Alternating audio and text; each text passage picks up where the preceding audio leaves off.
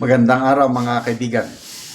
Bigyan natin ng reaction opinion itong post ng Net25 News and Information. Si Senator Marcoleta di nakatiis. Sinupalpal ng todo itong pinaggagawa ni Senator Lacson sa Blue Ribbon Committee hearing. yung hindi pagsunod sa rules sa House, yung testigong iniharap, ang last na nakatakip na muka, yung 30 Tamarind Street, yung address na sinasabi ni Saldico na pinagbagsakan niya ng 1 billion delivery kay Martin Romualdez. Ang mga ito, ebidensya na sana, lead, kailang parang binabaliwala lang ng Senate Blue Ribbon Committee. Okay. Tignan natin pakinggan natin. Goes Where the evidence leads him. Ay, bakit? Bakit? Dalawang babae yan nilagay niya ron, nakatakip ang buka. Paano alayo? Kasi laging ganun sir, may lagi may Nawawalan suspense. ng pasensya ang tao pagka ganito eh. Correct. Alayo nga, ano? Nabanggit yung 30 Tamarind. Tinatanong ko eh. Oo. Sabi ko dun sa babae, alam mo ka ako, si Saldico, narinig ko nung siya'y nagpapahayag niyan. Aha. Kahit na paunti-unti nga niyang nilalabas yan. Opo, sa pamamagitan ng video. Nabanggit niya yung 30 Tamarind Street na yan eh. Aha. Diyan siya nag-deliver ng 1 billion. Ano mo yun? Narinig mo ka? Napakinggan mo. Napanood mo. Hindi po kanya, pero... Hindi daw nila maalala. Oo. Hindi, pero naalala ko po, meron nakapagsabi na ginamit nga po yung... Pagkatapos noon, ay siya na yung sumasagot. At yung isang babae na yung gustong sumagot, ayaw nang pasagutin yung isa. Wala po kami narinig na ganyan. Wala po kami napanood na ganyan. Hindi ba importante yung 30 Tamarind? Correct. Hindi pala yung 1 billion Totoo. na doon diniliver. Kasi nagtaka nga ako, parang hindi nila kinala yung saldi ko eh. Kasi halos lahat nakapanood ng video eh. Nung tinatanong nyo na, Yun yung napansin namin ni parang Jen. hindi po. Sen- O, samantalang si Diskaya na ituro niya. Ayun. Yun ang naging interesado sila. Oo. Samantalang sabi namin ni Jen, hindi, kung ikaw ang nakatira dun sa address, nabanggit ni Saldi ko yung address mo, magugulantang ka, di ba? Usap-usapan niya. Usap-usapan, tsaka tatanungin ka ng mga kakilala mo. Yun nga lang ayaw kanya. Hindi nagbigay ng sworn statement. Hindi ako papayag na siya'y umupo doon at nakatakip ang mukha. Yung ba nasa rules namin na kailangan magtakip ka ng mukha? Pinag-uusapan na rules. Wala sa rules daw yung pagbigay ng minority report. Yung pagtatakip ba ng mukha nasa rules? Yun ang di namin alam. Ha? Walang ganun. Subukan mong gawin sa husgado yung kapag hindi ka na content. Hoy, tanggalin mo yan. Pasumpa-sumpa ka pang ganyan eh. Paano ka susumpa? Hindi ka nga kilala ng... Oo nga. Kasi may karapatan ako, ina-accuse ako eh. Yun Di ba, halimbawa? lamang pagiging sagrado ng panunumpa.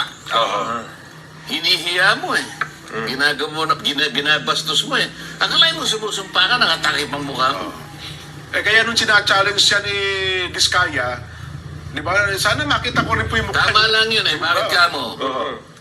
Ang pangaraniwang nagtuturo, malinis ang ano mo, ituturo mo talaga eh. Opo. Sabi ni Diskaya, ikaw kanya nagtuturo, nakatakip, pwede mo malaman din kung ano yung tsura mo, pwede tanggalin mo. Ayaw. Ano ba ito? Okay, so salamat. Tama na yan, nakakadismaya. Akala ko matinding pasabog. Testigo. Di nila si Martin Romualdez. Kala ko bomba talaga na wala, kwitis pala, posporo. Yung posporo, nabasa pa, kaya nung sinindihan, usok lang lumabas. Yung takip ng mukha. O, ikumpara nyo si Orly Gutesa nung humarap. Di ba, ang tapang, walang takip, may sinumpaang salaysay. Itong dalawang dinala ni Senator Lacson, wala pa lang. Nakatakip pa. Nung nakita kong nakatakip, wala na. Alam ko, hindi. Parang malala ko yung mga hearing no ni Senator Hontiveros laban kay Pastor Kibuloy. Nakatakip din si alias Karin eh. Basta nagtitistigo na nakatakip, talagang wala na akong kabilib-bilib. Kung talagang, alam mo, sasabi ka ng totoo, huwag kang matakot. Pakita mo yung mukha mo. Kagaya ng ginawa ni Gutesa. Oh. Yun, 30 Tamarind Street. Correct. Palaging sinasabi, we go where the evidence lead us. Correct. Eh nung nagsalita na si Gutesa, may puruhan na yung sinasabi, hindi naman nila pinurso. Kung tinigil ang hearing, tapos pinagdudahan pa ang credibility ni Gutesa. Doon ako nagsimulang nawalan ng gana dito sa Blue Ribbon Committee sa pamumuno ni Senator Lacson, yung kanyang mga actions after Gutesa. Tapos nag-resign pa. Tapos bumalik. O ngayon, pahiring ulit. To me, wala namang kalatoy-latoy. O, Bisaya yung kalatoy-latoy.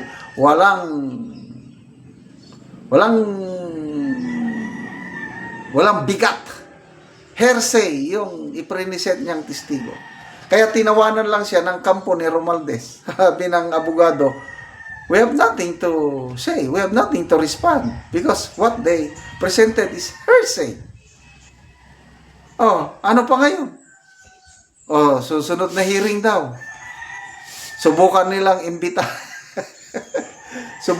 imbitahan si Romualdez. Nasa kanya kung mag-atin o hindi. Kung hindi daw mag-atin, wala nang magagawa. Ano ba yan?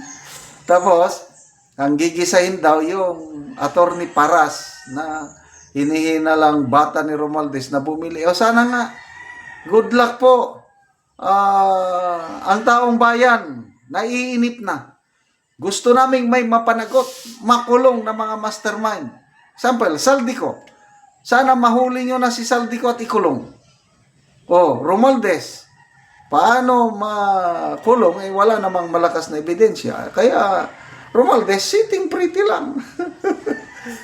Oh, so, sino pa? Ayun. Napaka-kulong nila, ex-Senator Revilla.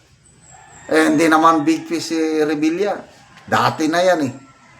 Ito ngayon, itong manggaling sa Kongreso. Dahil sabi ni Senator Amy, akala ko ba ang flood control scam galing sa Kongreso? Bakit senador ang binibira? Correct. So, good luck sa Senate Blue Ribbon Committee ni Senator Lacson. Salamat mga kaibigan sa inyong pagsubaybay sa ating channel. Nakakatulong kayo ng malaki sa tribong Talandig ng Bukidnon dahil ang sweldo natin sa channel na ito is pantulong po sa tribo. Namimigay tayo ngayon ng libreng yero at pako para makapagpatayo sila ng mas maayos na tirahan. Panoorin niyo ang video na ito. Karon mao ni ang matagaan si Kuya og yero. So mo ni ang ilang balayan, ilan ang gibungkag tungod sa ka-excited nila. So gibungkag na gid nila kay ilang pulihan. So mo ni. So diretso na lang sila mag-atop. So mo ni lang kahimtang. So silupin lang gipang karan ni pasapahan na lang og silupin diri sa gawas. So atong sudlor aron atong makita gid kung ano ang kahimtang gisulod. So diri sa sulod pagsapahan na lang gid og silupin. Balay. Ibang sapahan og habol.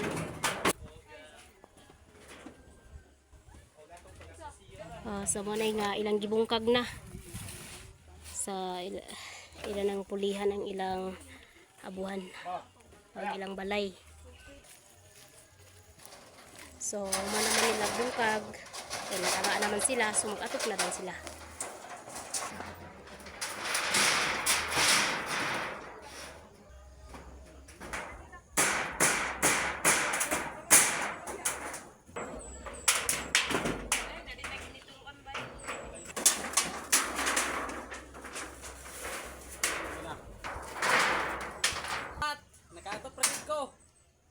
So, nauman na gidog atop, so nindot na kayo. So, kita na nimo nga nahuman o atop na gid. Salamat sa Ginoo nga nakaatop ra gid mi. Wala gid na dugay nga naipanalangin nga Niabot. Oo, so atol pagid sa Pasko, Merry Christmas, Naadol pagit sa kinaskuhan. Pasko, Merry Christmas, salamat kaayo kay nakatop ra gid mig bago. So pila na imong edad? 20 years old. Imong anak, nakay anak? Na isa. So na siya ay anak, isa, so 24. So salamat kaayo. So, dagan salamat. Sige, God bless.